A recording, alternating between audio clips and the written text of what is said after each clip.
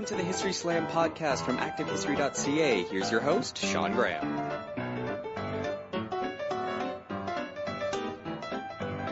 Thank you, Adam. Welcome to the History Slam, everybody. I am Sean Graham, coming at you today nearly live in Cambridge, Massachusetts. And we are very excited today to have a return guest. And the last time this guest was on the show, we talked about how quickly he works and how many books he's written in a very short amount of time. And he is here to talk about another new book. And he's here live from Philadelphia, Paul Kahan. Welcome back. Thank you very much. I appreciate it. So the new book is called Amiable Scoundrel, Simon Cameron, Lincoln's Scandalous Secretary of War. Yeah. So it's a little different, comes a later time from your previous book that we talked about, The Bank War. Mm-hmm. And this one, you know, it doesn't focus on the Civil War, but, you know, you have Lincoln and he's the Secretary of War for Lincoln. So there's a lot of Civil War content. And one of the things that I always joke about when I talk to graduate students or even other or even faculty members is when people talk about historiography and they say, what should I write about? What is there to say that hasn't already been said? Or is there a topic that hasn't been explored yet? And one of the jokes I make is that you don't necessarily need something that has never been written about, because look at the Civil War. A new book comes out about the Civil War every 5 minutes. and so now here we are with a book that isn't exclusively about the Civil War, but talks a lot about the Civil War. So before we get in specifically to Simon Cameron, for you as a historian looking into this period, how do you situate yourself within the extremely voluminous literature on the American Civil War? You know, it's funny that you should ask that. I remember in Ken Burns' documentary, he interviews a guy by the name of Shelby Foote, who's this novelist who ends up writing a really significant 3-volume study of the war. And he says, I looked at all these sources, I read all these books. I could have looked at a totally different batch of sources, a totally different batch of books, and written 3 other books on the Civil War. And I think that in some sense, it gives you a sense of just how voluminous and in some cases overwhelming that literature is. I don't think that it's possible for any one human being to, master the entire thing. And so what I set out to do with Cameron was try to master those elements that were relevant. Now, Cameron was only Secretary of War during the first 10 months of the shooting war. But even that amount of material in terms of primary sources and secondary sources was really kind of astonishing. And I think that it's about diligence. It's about trying to find the best and just recognizing that at a certain level, there's going to be more that you're just not going to be able to read in a certain, in a given amount of time. Right. And for you then, what is it exactly that you would be looking at? I mean, I know that the American Civil War has this incredible legacy in this country that everyone cares a lot about it. It's almost this weirdly sainted event, the unification of the Union and all that kind of stuff. But, let's talk about the practical side, that it happened in the middle of the 19th century.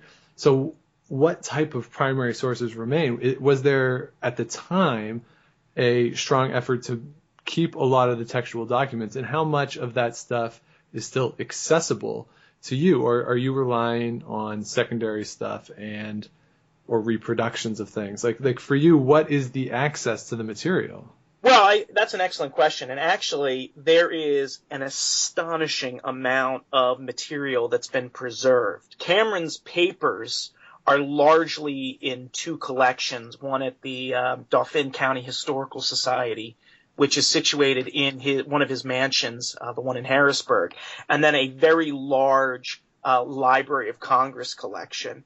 Lincoln's papers are voluminous as well. In fact, there is a website that has collected and transcribed, has collected and digitized almost all of his papers and is in the process of transcribing them. The various presidents in the lead up to the war, Polk, Jackson, their papers have been published. Some of the leading statesmen, John C. Calhoun, Henry Clay, in the decades leading up to the war. And, of course, the president's papers themselves, even if they haven't been published, are generally available in microfilm.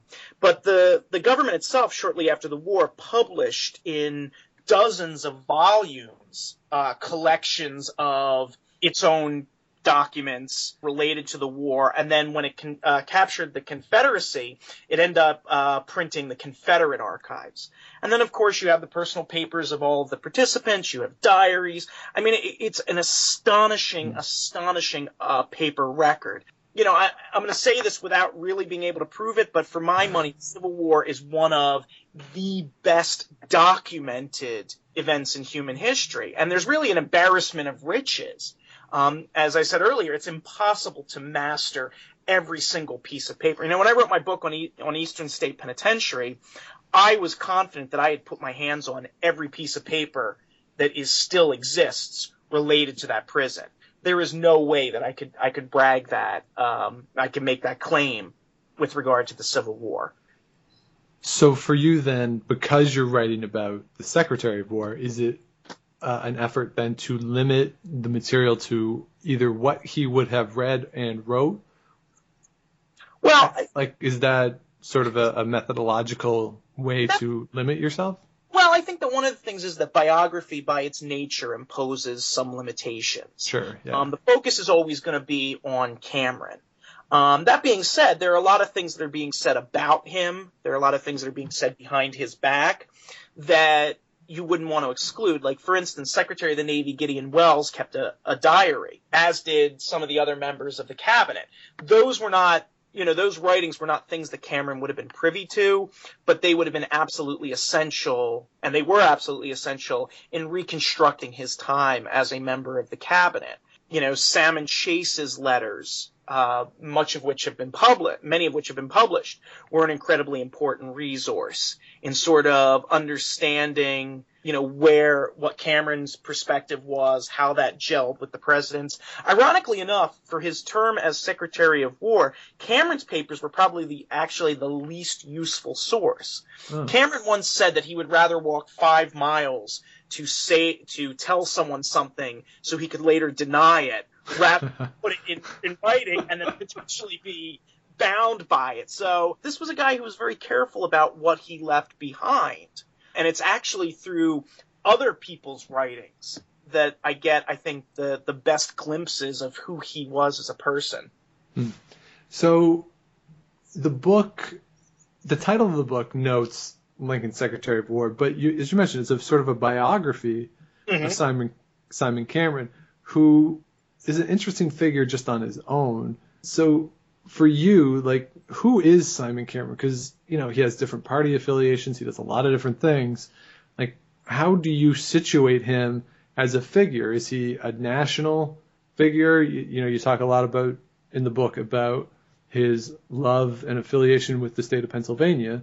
Mm-hmm. So, as you're approaching him to write this book, what is your goal? Is it to provide a biography of his public life, or really to focus on that period when he's in Lincoln's cabinet? Cameron interests me because, he's born in 1799. He dies in 1889. So his life... That's pretty good. Straddles a very broad period in American history. I mean, it is the 19th century in a lot of ways. He's born in the last year of George Washington's life and dies, as we're, the Gilded Age is winding down. So it really straddles, my periodization of scholarly interest. And I definitely think Cameron is a national figure, but I think Cameron's life and his experiences remind us that telling the story of American history at the national level misses a crucial part of what gave these guys political power, and that was the very effective control of state-level political machines. What makes Martin Van Buren so important is control of New York's coalescing Democratic Party. And what makes James Buchanan a national figure and basically allows him to win the presidency in 1856 is the fact that he was a very significant figure in Pennsylvania, which was a crucial state for winning the presidency. So by virtue of the fact that Cameron ends up essentially winning the war for control of Pennsylvania's political machine, he is, by dint of doing that, a national figure. But he always sees himself as wielding national authority in service of Pennsylvania's interests. And he does that as senator, in 3 different periods. The only time that he takes, I would argue, a truly national view is during his biggest failure, which is his tenure as Secretary of War. So in looking at him in that way and sort of mastering the political machine of Pennsylvania, when he goes to Washington as a senator, what is he pushing for? Like, what is his platform? Because to get elected and to take control of that political machine in Pennsylvania, obviously you would have to appeal to local interests. But once you're in Washington, you're there with these competing interests of all the other senators, not to mention people in the House. Does he change his operations in a way that he can operate in this national legislature while preserving his desire to do things for Pennsylvania? Yeah, that's an interesting question. I mean, Cameron serves 3 different terms in the Senate. He's in the Senate from 1845 to 1849. He returns 1857 to 1861. He then becomes Secretary of War. And then he's returned to the Senate from 1867 to 1877 when he retires. And I think it's crucial to remind people that in the 19th century, senators were not directly elected. Senators chosen by the state legislatures, and they were tasked explicitly and implicitly with representing the state's interests. Right. They were not there to represent the interests of John Q. Public, Pennsylvanian. They were there to represent the interests of Pennsylvania. And so Cameron, throughout his life, is an ardent champion of high tariffs, which your listeners are probably, sitting there yawning, like, who cares about tariffs? But tariffs were one of the most divisive political issues of the 19th century. It was a fight over tariffs that ultimately almost brought South Carolina to secede from the Union in the 1830s. And so when Cameron's Pennsylvania is a very high tariff state. Pennsylvania likes a high tariff because a high tariff increases the prices of imports and provides protection for local industries. And Pennsylvania is one of, if not the most industrialized states in the 1830s and 1840s. And so when Cameron ends up in the Senate, he is an unabashed supporter of the tariff, to the point that it brings him into conflict with a president of his own party.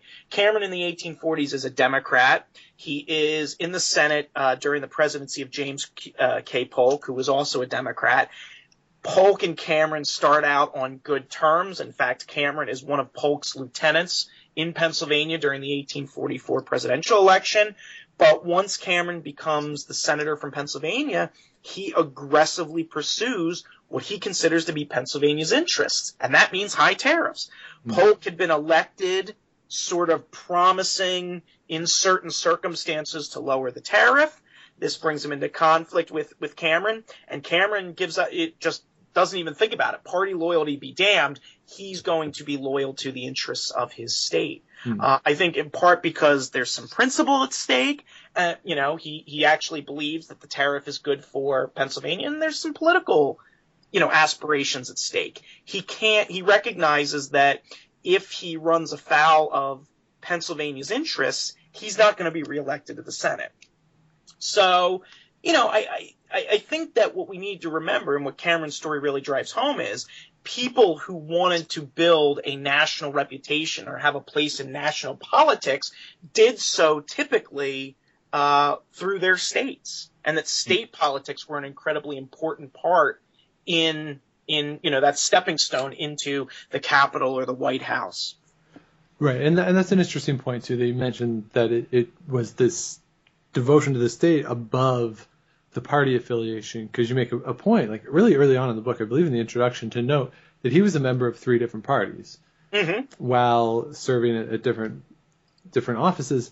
So one of the things, though, that I would ask a question is, if he is so devoted to the state above party affiliation.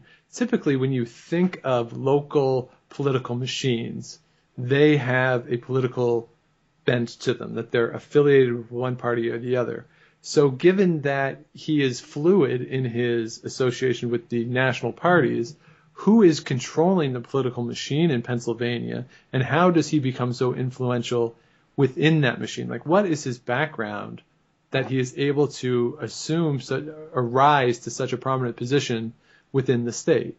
Well, that's actually two really good questions. One of the things that I want to make clear for your listeners, and it's a point that I make in the book, is that Pennsylvania is in many ways a microcosm of American politics. From about the 1820s to the Civil War.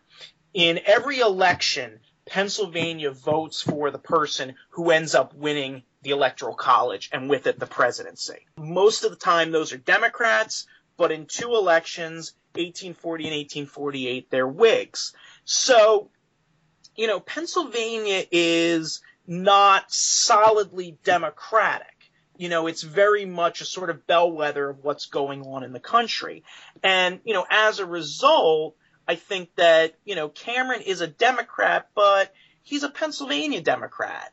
And that means that, he's sort of, as you mentioned, the bank war, he's sort of skittish about Jackson's bank war. He's sort of skittish about the Democrats' anti-tariff sort of things. And increasingly, as we get into the 1850s, he is becoming more and more aggressive about protecting Pennsylvania's rights, its state rights, not to be a slave state. And I'm sure that's something that we're going to talk about further down the line. The other issue that you raise is, what's Cameron's background? And one of the things that I really emphasize in the book is Cameron, is poor, but he has a very fortuitous early career as a newspaper man. That he, gets an apprenticeship at the local newspaper and becomes a printer. And this really forms the basis of his political career. That he happens to become a printer at a moment where the press is really, really taking off. And the public sphere is playing an increasing role in American politics. And politicians are beginning to recognize, hey, it's useful to mobilize the press in support of my political goals. And so politicians begin funding what they call organs, essentially, personal newspapers that are devoted to them and their political issues.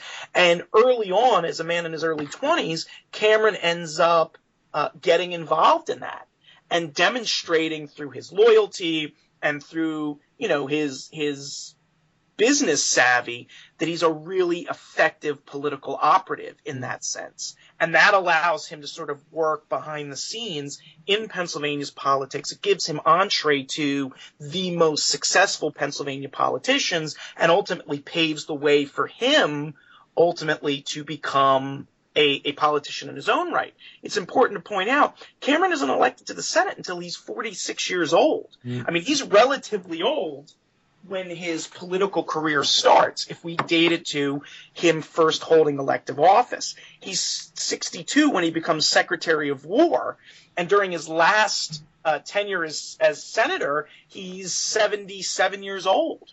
I'm sorry, 67 years old. So it's relatively late in life that he becomes a politician in the way that we think of it.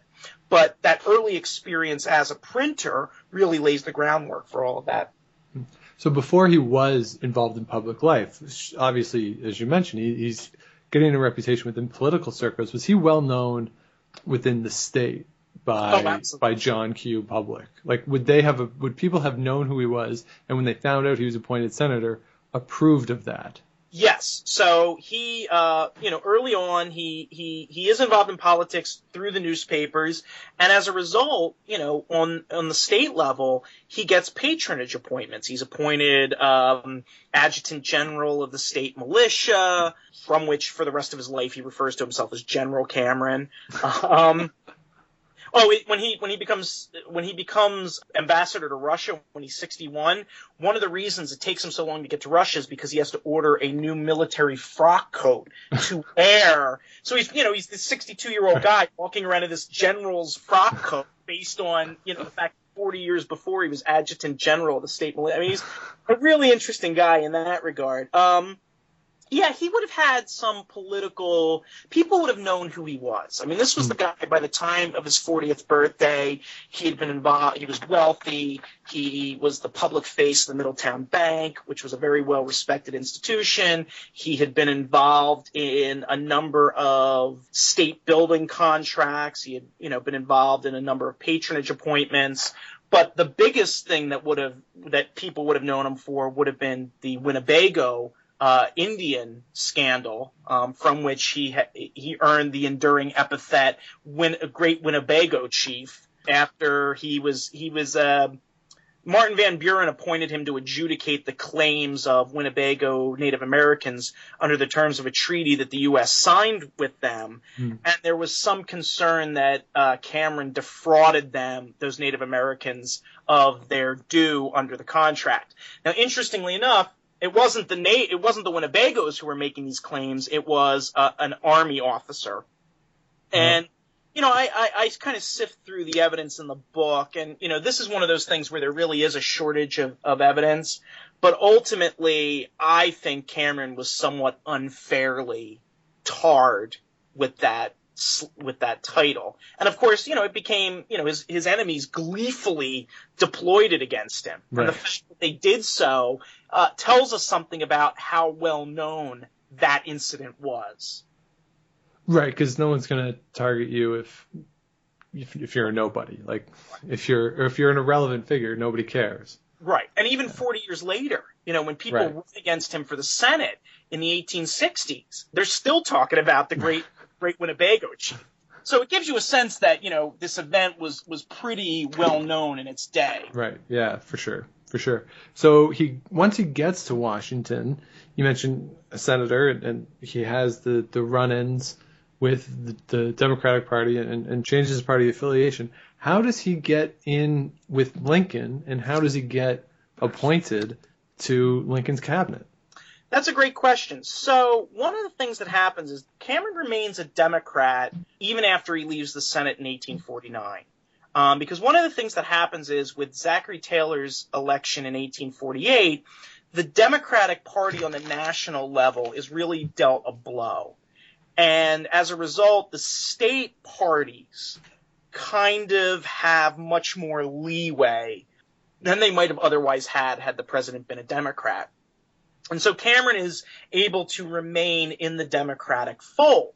What ultimately expels him from the party is the fact that his relationship with James Buchanan, who is the other great Democrat from Pennsylvania in the 1850s, begins souring. And those two go from being bosom buddies to being, bitter rivals for control of Pennsylvania's politics. And so as the second party system collapses, as the Whig Party sort of disappears, as the Democratic Party begins fracturing into northern and southern wings in the late 1850s, it becomes not only advantageous but politically expedient for Cameron to jump ship. And he jumped ship first to the Know Nothing Party, which is this party that had this brief sort of explosive influence in American history and then sort of died. Right. And also has the greatest name of a political party. Well, ever. it's a toss-up between Isn't that it? and anti-Masons. Right. The anti-Masons are pretty out there. But, the Know-Nothings were all about on the surface, the Know-Nothings were nothing but a bunch of anti-Catholic bigots who wanted to prevent Catholic Europeans from emigrating to the United States. But more recent work has argued, they were about that, but they were also really about rallying people who were opposed to slavery. And I think that Cameron's brief migration into the Know Nothing Party was more about his sort of unhappiness with Southern encroachments on Pennsylvania's state rights and political expediency than it was any sympathy with their anti-Catholicism. But when that party crumbles in the late 1850s, really the only choice left is the Republicans. which is this party that emerges in the mid-1850s, has very close relationship to Pennsylvania, and provides a very quick route to political control for guys like Cameron. I mean, it's a party that's new. It brings together a whole bunch of factions. It's the kind of thing where it doesn't have an ossified hierarchy that, you have to put your time in. And I think Cameron recognizes that. He jumps on that bandwagon and basically within a few months goes from being, Mr. New Guy to being the most important Republican in the state of Pennsylvania and, being talked about as a national candidate in 1860. And then once he gets in with Lincoln, why is he the Secretary of War? Like, is he really the best option? Well, that's a good question. So Cameron ends up getting selected because when we get to the Republican convention in Chicago in 1860, Lincoln's people come to Cameron's people. And I think this is pretty well documented. What I'm about to say is a little controversial, but for my money, this is pretty well documented. And they basically make a deal. They say, look, you give us Pennsylvania's support to get Lincoln the nomination. We will give you a cabinet post. And Cameron's people say, okay, and that's what happens. Lincoln gets Pennsylvania's support, and in exchange, Lincoln is expected to give Cameron a cabinet position. Now, the cabinet position that had been expected was Secretary of the Treasury. But for a variety of political reasons that I talk about in Chapter 9 of the book, the Secretary of the Treasury position is off the table. And what's really left for Cameron is the Secretary of Warship.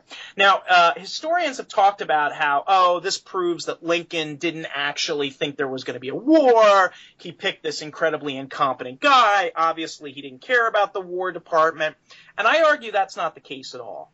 I argue that Lincoln does nominate Cameron to a cabinet position because he has a political debt to Cameron, but that it's not an accident that the War Department was the department that Cameron got. That, Cameron believed that there was going to be a war. He advocated, war preparation. Lincoln had sent him to Washington to sort of oversee defenses in the weeks before Lincoln was inaugurated. So Lincoln really trusted Cameron's military judgment, in part, I think, because Cameron had served not only as, adjutant general of the state militia of Pennsylvania, but also as a visitor, which was essentially a member of the board of trustees of, the Army, West Point. That being said, Cameron was wildly unsuited to the Secretary of War position. His performance is not as bad as some historians have argued, but it wasn't great. So in that position, what were his major, what was his major project? Like, how did he envision the Union Army? The United States Army, when the first shots are fired at Fort Sumter, is anemic. I think it's got like 16,000 people in it. Most of those are in the West, sort of picking fights with Native Americans. The War Department has like a dozen people working in it. Half of them resign. A large percentage of the Army officers, of the officers of the regular Army resign to take commissions, Confederacy's Army. So, Cameron's the major task facing Cameron is building, equipping, training, and deploying a force that is large enough to subdue the southern states and compel them back into the Union. Lincoln issues a call for 75,000 troops. I mean, which is, almost a five-fold expansion of the existing regular army. And then, on top of that, there's no existing apparatus for bringing those people into federal service, equipping them, training them, the productive capacity of America's, uniform manufacturers, gun manufacturers, it just isn't there. And so Cameron is trying to, basically from the moment he walks into office, build an army, arm that army, deploy that army, and develop a strategy for winning the war. Meanwhile, you've got all of these political considerations to worry about, most notably, what are we going to do about slavery? And the slavery issue comes up almost immediately, because as the Army moves south, as the Army engages the Confederacy, as it enters Southern territory, you have these escaped slaves running to Union lines and saying, okay, we're here, we're free. And the Army's like, what do we do with these people? Right. And so, the Lincoln administration keeps trying to kick that can down the line. And there are a couple of instances in the first year of the war where generals, most notably John C. Fremont, take it upon themselves to actually set slave policy. And Lincoln is aghast by this. But very early on, Cameron says to, at various points to the president, he says, destruction of slavery has to be a war aim. Not because Cameron's an abolitionist, but because he recognizes that subduing the South is going to require destroying their capacity for making war. And the slaves are adding to that capacity. And so within a few weeks of the war starting, he begins advocating, if not the abolition of slavery, then the enlistment of African Americans and the utilization of escaped slaves' labor on behalf of the Union's cause. This is an incredibly controversial thing and is ultimately the reason why he gets thrown out of the cabinet in January of 1862. Right, because as you mentioned, that he's only the Secretary of War for a short period of time. Mm-hmm. And one of the things you talk about in the book is that you think that the official reason why he was thrown out, or at least the public reason, or the reason that the administration made public, was different from like the actual reason. Yeah, so it's almost sort of like a shell game. There are three basic reasons that have been bandied about for why Cameron ends up leaving the cabinet. Lincoln claims that Cameron leaves the cabinet so that he can go become secretary, or he can go become ambassador to Russia. He claims that Cameron, sometime in mid-1861, asked the president, oh, hey, can you send me abroad for an ambassadorial position? Cameron says in private and later in public, no, I got fired, and I got fired because I came out and advocated the enlistment of African Americans, and the president just wasn't willing to go there in late 1861. And then there's, this argument that gets made by Cameron's political enemies, and then by many historians since, that says, well, Cameron was corrupt, and Lincoln had finally had enough of his corruption.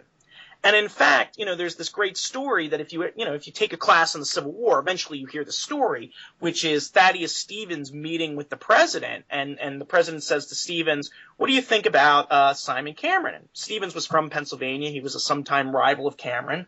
And Thaddeus Stevens is reputed to have said, well, I don't think Cameron would steal a red-hot stove. And Lincoln repeated this to Cameron and couldn't understand why Cameron was so bent out of shape. So Cameron goes to Stevens and says, you said this thing. I'd really like it if you go back to the president and take it back. So Stevens shows up at the White House and says, Cameron came to see me. I said that he wouldn't steal a red hot stove. I take that back.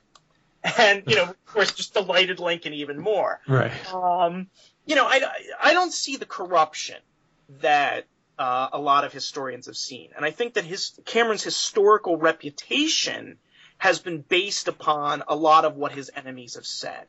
And in researching those charges of corruption, bribery,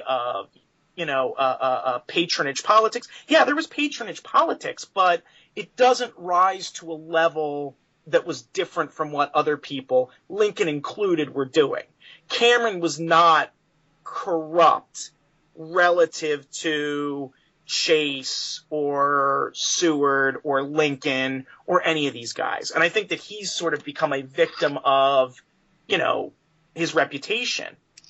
That Thaddeus Stevens story is just too good not to tell. Right. It's not true. Right. And it seems almost too, like, as you mentioned, like this is what was happening in Pennsylvania.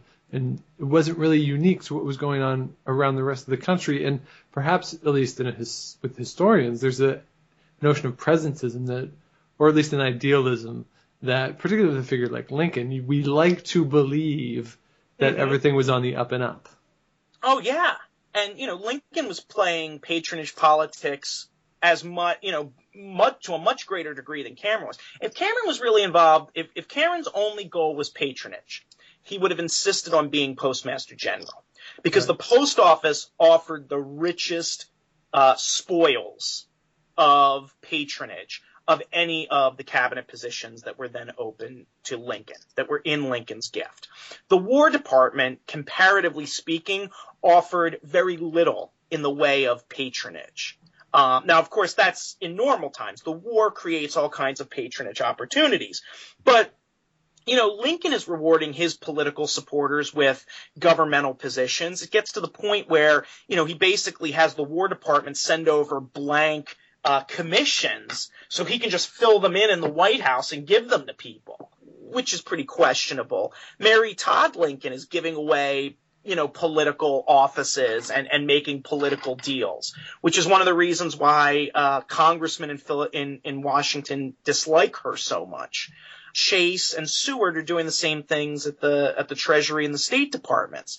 So, Cameron is actually comparatively clean when it comes to these things. But of course, you don't have a great Thaddeus Stevens quote about Chase. You don't have a great Thaddeus Stevens quote about Mary Todd Lincoln. Right.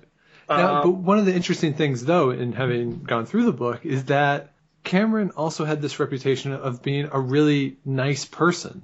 Like the title of the book, Amiable Scoundrel, like it sort of lends itself to that. That on one hand, people thought he was corrupt and this not great guy, but on the other hand, a lot of people liked him, and that when he walked around Capitol Hill or when he walked, around wherever, he would shake hands, seem like a genuine guy, really command the room. So how do these things, how does he get himself into this position where these people are attacking him this way, yet people still talk about him as this really congenial guy? It's funny. I think of it almost as sort of the Tip O'Neill-Ronald Reagan relationship.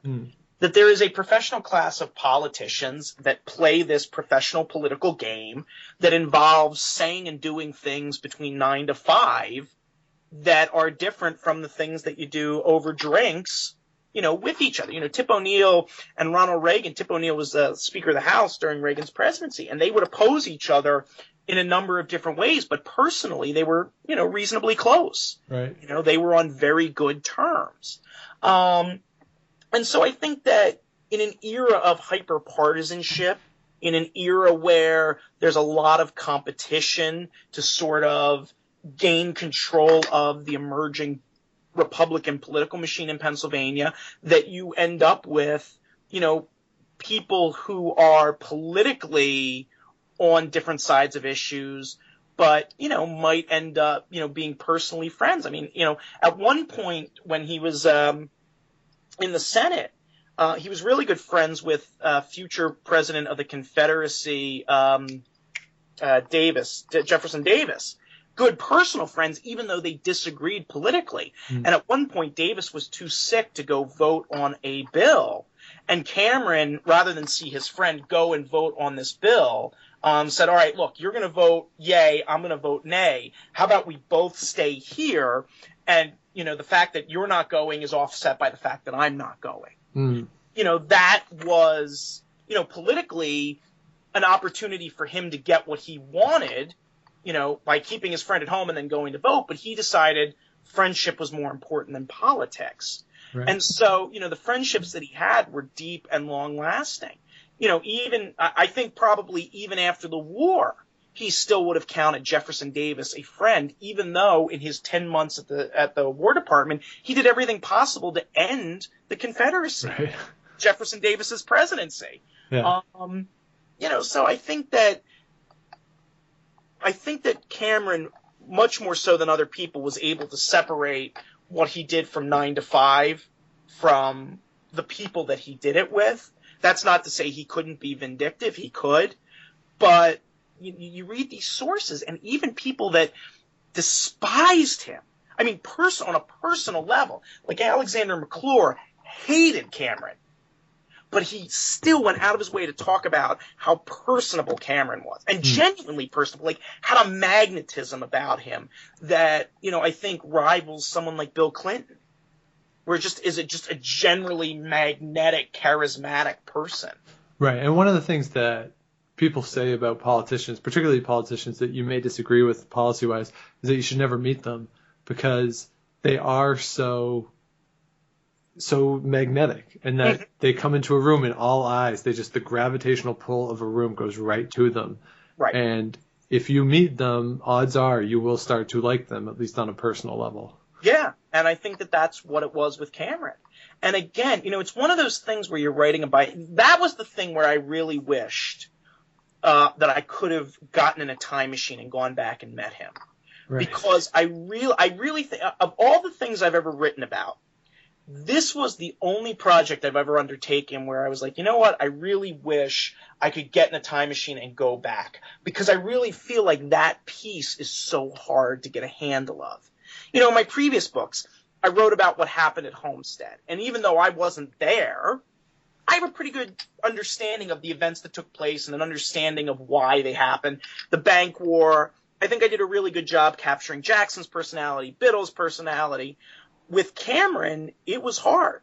And it forced me to sort of think outside the box about the type of sources that I wanted to use. And so it was really useful to see him through other people's eyes. These people who, even though they hated him, were forced to admit that he was this incredibly charismatic guy. Ironically enough, that made him a very effective politician, but did nothing for him when it came to being an administrator. And I think that's why he doesn't succeed as Secretary of War. And it sort of leads to the thought that perhaps a politician should not be Secretary of War, that someone who is more familiar with the military and conducting a war would be more effective. Because one of the things that we haven't really talked about yet is there's all this stuff going on that leads to his appointment, that ends his appointment, none of which seems to have to do with the actual prosecution of the war. Right. And it would strike me that in an active war, that should really be the most important thing for the person who is in charge of the military. Well, and that's part of the problem too. I mean, one of the things about the Civil War is that in the early stages, the Union really takes a beating. And it takes a beating because even though it has, the North has most of the trains, most of the money, most of the industrial produce, it has an almost insurmountable war objective, which is to invade, the Confederacy's territory and force the Confederacy to abide by federal law. And really, as long as the Confederacy refuses to do that, the Confederacy's winning. Right. And so, in a lot of ways, it demands of the North a really aggressive, protracted, and expensive strategy that can't be sort of set in motion on a dime. I was thinking about Donald Rumsfeld's phrase, shock and awe. Right. It doesn't work like that. It's not, roll into Richmond and burn it to the ground and stick the Stars and Stripes in the ground and say, okay, we've won, boys. No. You've got to destroy the Confederacy's will to fight. And as long as they are still, if there are 5 guys in the field with guns, they're still winning. So in a lot of ways, I think that Cameron was the victim of being the first guy in the field. Had Cameron been able to keep his position longer, I think he would have been credited with much more of the Union's success, because the Union really begins picking up steam as we get into 1862 and 1863. It's in the summer of 1863 that we have 2 really important victories for the Federals' war effort. And I think had Cameron been in office, those things would have still happened. I don't think that, Edwin Stanton was some great military genius and Cameron was a rube who couldn't handle the job. Mm-hmm. I think Cameron just happened to be there at the very beginning when all of these kinks had to be ironed out. And in addition, he had to answer this incredibly explosive issue about what are we going to do with these African Americans? And the Lincoln administration just was not willing to go there. Right. In a lot of ways, I think Cameron was very far-sighted about the length of the war, the scope of the war, and what was going to need to happen for the Union to win the war. And I think that vision put him out of step with the Lincoln administration in 1861 and the early part of 1862. So I don't want to, if anyone takes anything away from the book, I'd like them to take away that Cameron was in no way as corrupt or as incompetent as historians have traditionally depicted him. Right. Well, then I guess that leads to the question of then why wouldn't the Lincoln administration just say, you know what, we're trying to prosecute this war. It's early on. We're not doing well. We're replacing the Secretary of War. Why engage in the whole scandalous backdrop of having him removed the way he was removed? Why not just say, you know what, we're not, it's not working the way we want it to work? Well, I think that in part Cameron brings that on himself. Oh, okay. Cameron brings that on himself beginning in October of 1861 by making a series of public appearances that either explicitly or implicitly endorse the idea of African Americans joining the army. And, he starts saying these things, or he's standing next to people who are saying these things, really in October and then in November. And then in early December, he promulgates his annual report. And in his annual report, he says, we should do this. And Lincoln just, reads this and says, no, we cannot do this. It'll cost us the border states. It'll cost us votes in the North. We cannot do this. But unfortunately for Lincoln, Cameron, as was the practice, had sent his annual report out to the newspapers to be published. Right. And so, the Postmaster General is trying to get these copies of the reports back, but of course, that only encourages, the newspapers to publish them.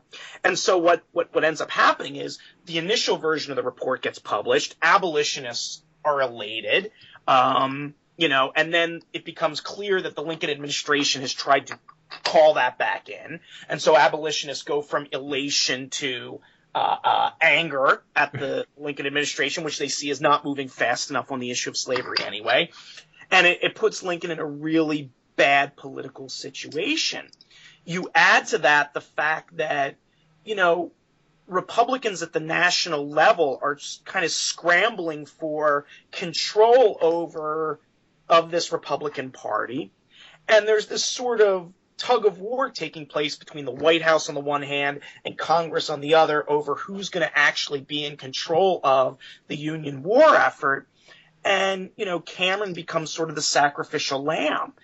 Getting rid of Cameron gives the Lincoln administration an opportunity to reboot its relationship with the abolitionists, with Congress, with, the debate over, the various factions that are trying to control the Republican Party.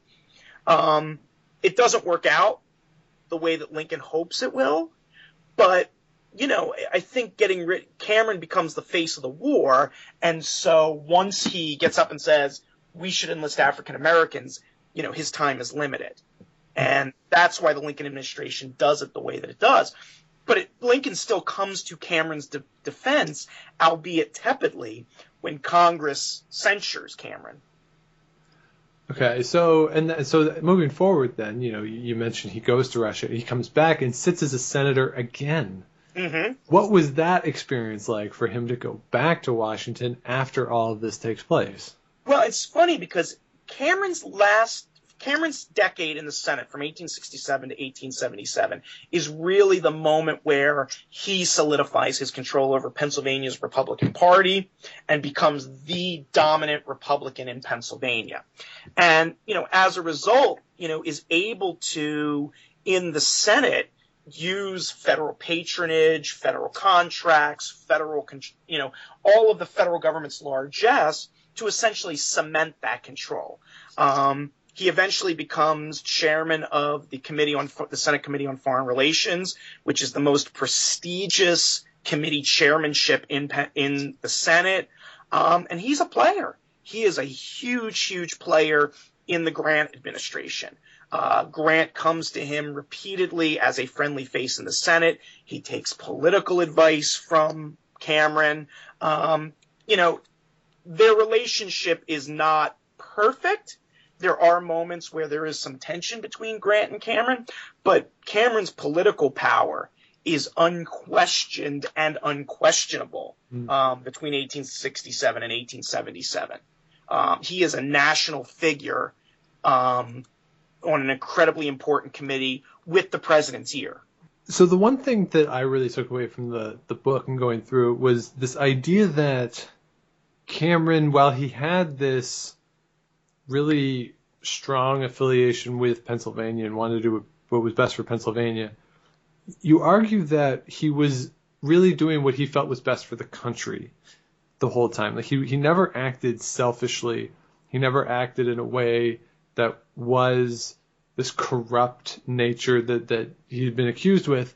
And one of the things that occurred to me, because I've talked about this in my own stuff with broadcasting, that there are two different camps, and they are each pursuing what they truly believe to be the most effective means to help the country. And I've written that before, and one of the things that I always am worried about whenever I write it is, am I simply providing a justification or a rationalization for a plan that perhaps is being presented as, oh, we believe this is best for the country, but in reality, there's a lot of selfish interest there. And I'm wondering about Cameron in that way.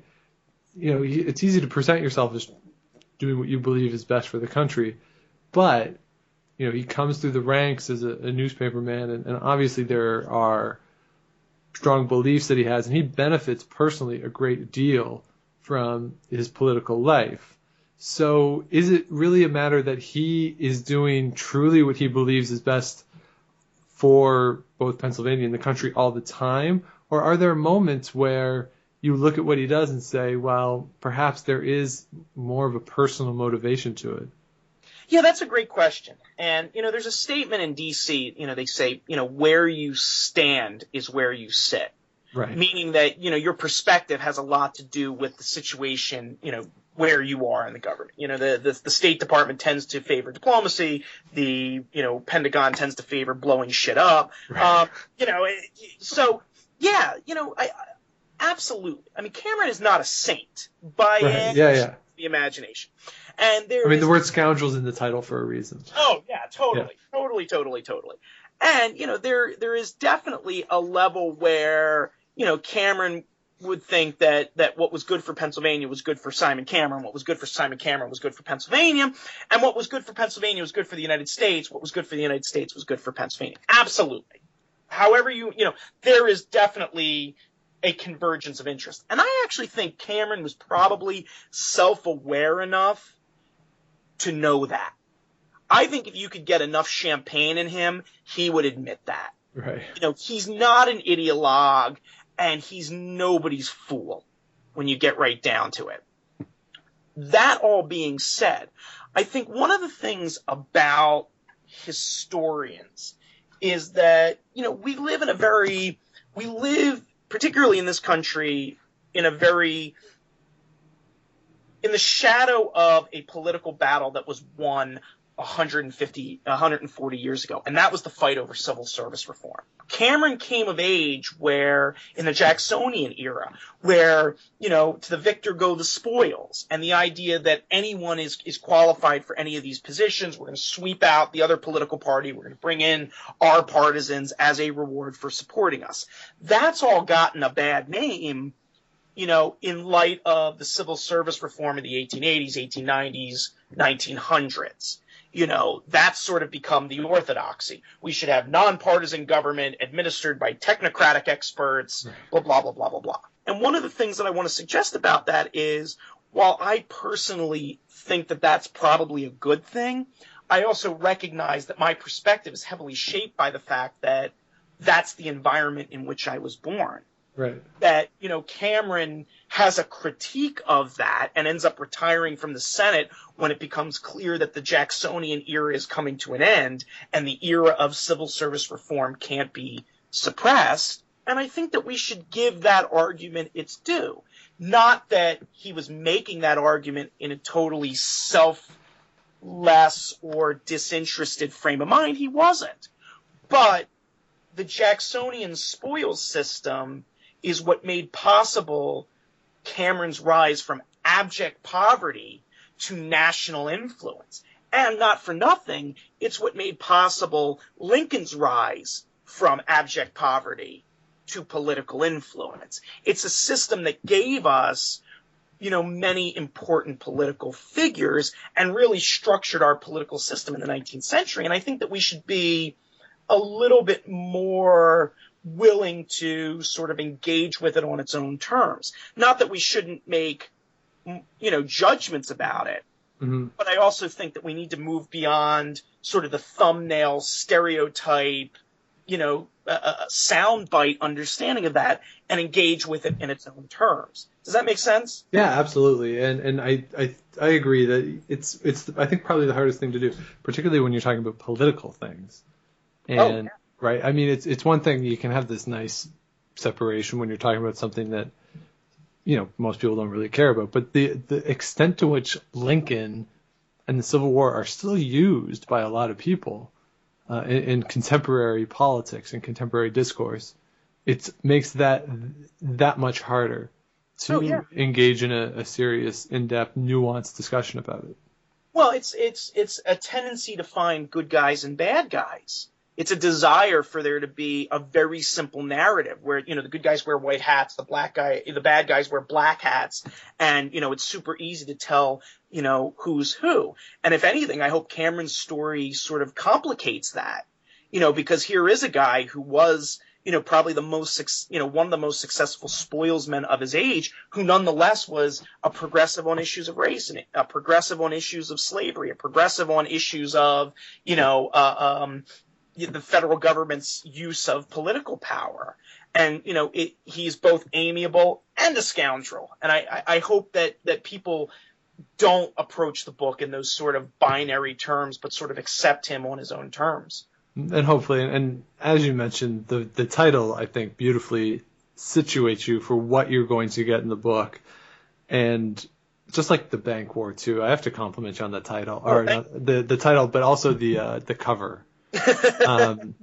It's another really good cover.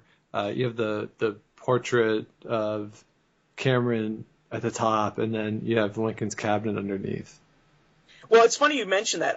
Actually, the University of Nebraska put that together with very little input from me, and the publicist, he's a guy by the name of Martin Beanie, will be very happy to hear that you like the cover. So if you happen to tweet him, if you're listening to this podcast and you want to do a good deed for the day, tweet Martin Beanie and tell him you love the cover of the book, because he will be he sweated quite a bit about that. So I'm glad to hear that people are appreciating it. Yeah, I really like the title and the title and the cover. I think they work well together. And again, the book is Amiable Scoundrel, Simon Cameron, Lincoln's Scandalous Secretary of War, and that is Paul Kahan, and you can find him on Twitter at Paul_Kahan, Kahan spelled Kahan, and also paulkahan.com. And one thing that you're going to want to do is go either to his Twitter or to the website and find out where he's doing a lot of other appearances and a lot of other press to talk about this book, because certainly we did not get into everything that is in this book today. So there will be a lot of other things that you can hear Paul talk about elsewhere and other media. And you can also, frankly, just buy the book too.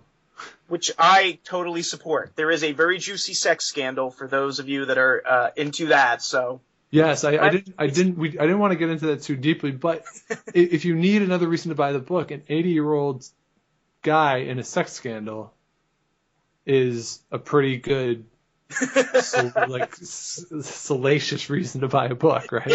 Yeah. Just if you're gonna buy it, it's chapter 10. So you can get that through his website, through Amazon, and we would recommend it. So Paul, thanks again so much for coming back. Thank you for having me. If you have any questions or comments for the podcast, historyslam@gmail.com, Twitter @Dr. Shawnee Fever, and if you're out and you see Enrico Palazzo, please say hi for me.